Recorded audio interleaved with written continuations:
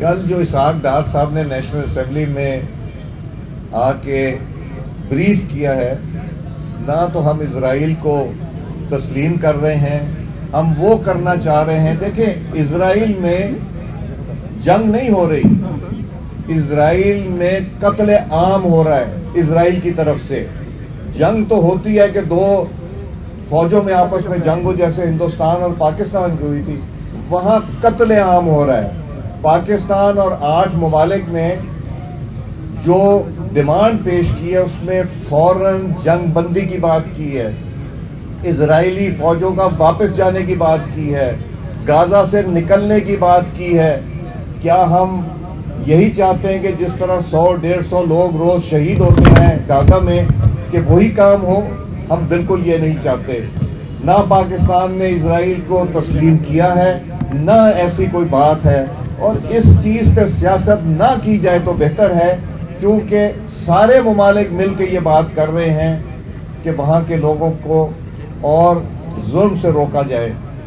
اور اسرائیل کی کون بات کرتا ہے ماننے کی؟ یہ صرف یہ افسوس سے یہ کہنا پڑتا ہے کہ پاکستان کی اتنی بڑی کامیابی کہ امریکہ بھی اب یہ کہتا ہے کہ جی ہم آپ کی بات سمجھتے ہیں، ظلم ہو رہا ہے اور ہم اس کا رستہ نکالنا چاہتے ہیں، جو کہ اسرائیل کے ساتھ ہمیشہ کھڑا رہا۔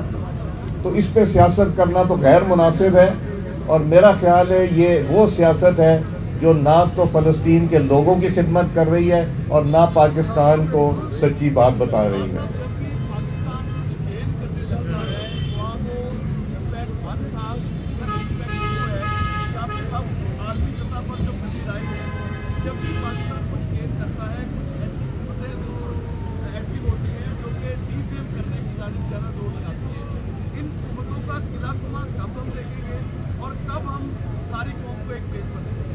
ان کا جو سوال تھا وہ یہ تھا کہ جب پاکستان کا سی پیک 1 ہوا تو بہت سے لوگوں نے سازش کرنی شروع کر دی، سی پیک 2 ہوا تو تب بھی لوگوں نے سازش کر لی، اب جنگ جیتے ہیں تب بھی سازش کر رہے ہیں، جنگ جیتنے کے بعد پاکستان فلسطین کے مسئلے کو حل کرنے کی طرف لے کے جا رہا ہے، تب بھی لوگ یہ کر رہے ہیں۔ معیشت صحیح طرف چل پڑی ہے، پاکستان کی عزت دنیا میں اس وقت اس مقام پہ ہے جہاں پہلے نہیں تھی۔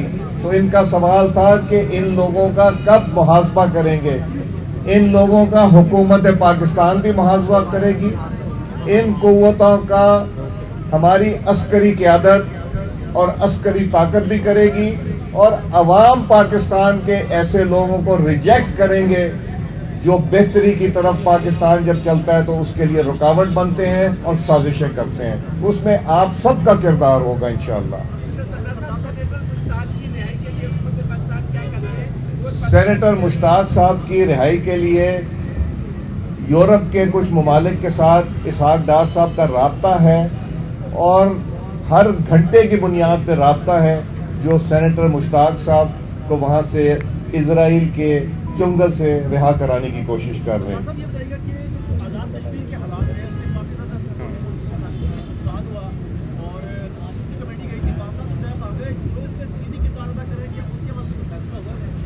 دیکھیں، وہ مجھے اس کی تفصیل نہیں پتہ، مگر آزاد کشمیر میں جو حالات کیے گئے تھے، جو لوگوں کو نشانہ کر کے شہید کیا گیا، اس کا تو رستہ نکلے گا کہ یہ نہیں ہو سکتا کہ آپ آ کے ہماری سیکیورٹی فورسز کو یا افواج پاکستان کی تنصیبات پہ حملہ کر دیں۔ یہ غیر مناسب ہے۔